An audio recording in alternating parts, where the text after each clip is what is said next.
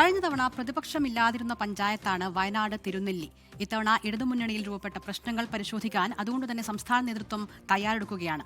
17 സീറ്റിലും വിജയിച്ച പഞ്ചായത്തിൽ സ്ഥാനാർത്ഥി നിർണയവുമായി ബന്ധപ്പെട്ട പോര് CPI-CPIM തർക്കത്തിലേക്കാണ് എത്തിയിരിക്കുന്നത്. ചേലൂർ വാർഡിൽ LDFന്റെ ഔദ്യോഗിക സ്ഥാനാർത്ഥിക്കെതിരെ സ്വതന്ത്രയെ രംഗത്തിറക്കിയിരിക്കുകയാണ് CPIM. തിരുനെല്ലിയിൽ 17 നേടിയാണ് ഇടതുമുന്നണി പഞ്ചായത്ത് ഭരിച്ചത്. 2 സീറ്റുകൾ CPIയുടേതാണ്.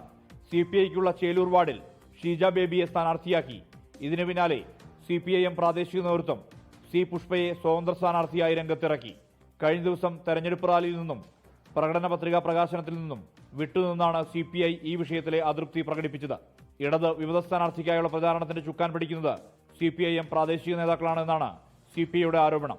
LDF സംസ്ഥാന നേതൃത്വം ഈ വിഷയത്തിൽ ഇടപെട്ടിട്ടുണ്ട്. ഇതിൽ ഗൗരവമായ പരിശോധനയുണ്ടാകുമെന്നും ഒറ്റപ്പെട്ട സംഭവമെന്നുമാണ് LDF കൺവീനർ പറഞ്ഞത്.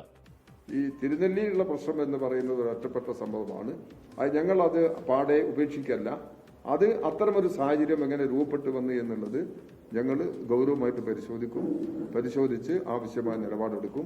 ആ ഒരു ഒറ്റപ്പെട്ട പ്രശ്നം ഈ വയനാട് ജില്ലയിലെ ഇടതുപക്ഷ ജനാധിപത്യ മുന്നണിയുടെ തെരഞ്ഞെടുപ്പ് പോരാട്ടത്തെ അത് പൊതുവെ ബാധിക്കുന്നതല്ല.